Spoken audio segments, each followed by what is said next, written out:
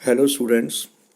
पिछले वीडियो में हमने देखा सार्वजनिक वित्त क्या है, उसका क्षेत्र क्या है, और इस वीडियो में हम देखेंगे सार्वजनिक वित्त की प्रकृति, नेचर ऑफ पब्लिक फाइनेंस। तो देखिए, जब हम प्रकृति की बात करते हैं तो हम दो चीज़ों पे डिस्कस करेंगे। सार्वजनिक वित्त वास्तविक विज्ञान है अथवा आदर्श विज्ञान। यह पॉजिटिव साइंस है या नॉर्मेटिव साइंस। तो देखिए, इसमें दो संप्रदाय हैं। क्लासिकल इकोनॉमिस्ट जो पब्लिक फाइनेंस को पॉजिटिव साइंस मानते हैं, जिसमें चार्ले ई बेस्टेबल हो गया, एच डॉल्टन है, पीगू है, हेरोल्ड ग्राउस है, टेलर है, और भी कई क्लासिकल अर्थशास्त्री हैं जो इसे पॉजिटिव साइंस के रूप में समझते हैं। अब हमें देखना है कि पॉजिटिव साइंस क्या होती है।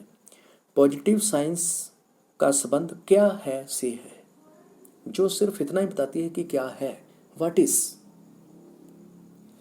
इसलिए ये अर्थशास्त्री मानते हैं कि पब्लिक फाइनेंस का काम भी सिर्फ इतना ही बताना है कि क्या है। जैसे साइंस में हमें यह बताती है कि यदि हाइड्रोजन के दो अणु और ऑक्सीजन का एक अणु मिलेगा तो उससे पानी बनेगा।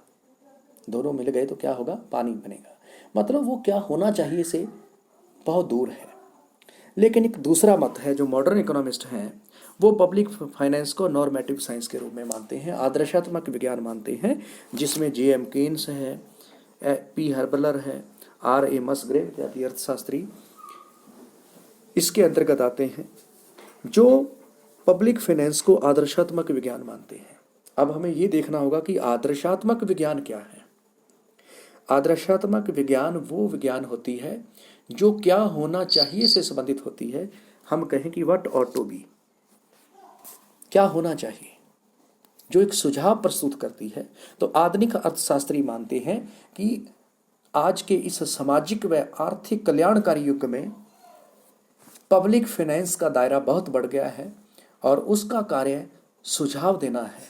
उसका कार्य ये बताना है कि करारोपण कैसे होना चाहिए, जीएसटी की दरें क्या होनी चाहिए, सार्वजनिक व्यय किस प्रकार से हो, डीबीटी डायरेक्ट ट्रांसफर बेनिफिट किस प्रकार से हो, एलपीजी पर कितनी सब्सिडी हो, किसानों को कितना सम्मान निधि के रूप में पैसा दिया जाए।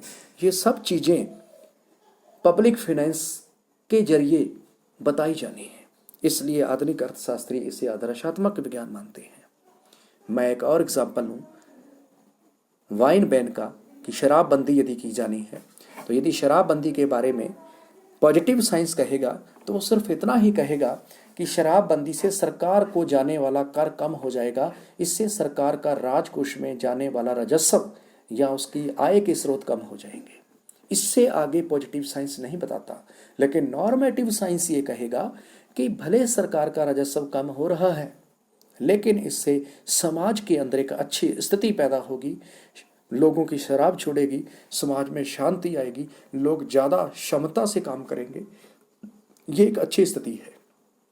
ये फर्क है पॉजिटिव और नॉर्मेटिव साइंस में। लेकिन आज के युग में हम पब्लिक फाइनेंस को पॉजिटिव साइंस से ज़्यादा नॉर्मेटिव साइंस ही मानते हैं।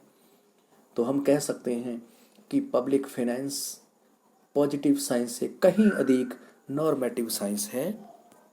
धन्यवाद।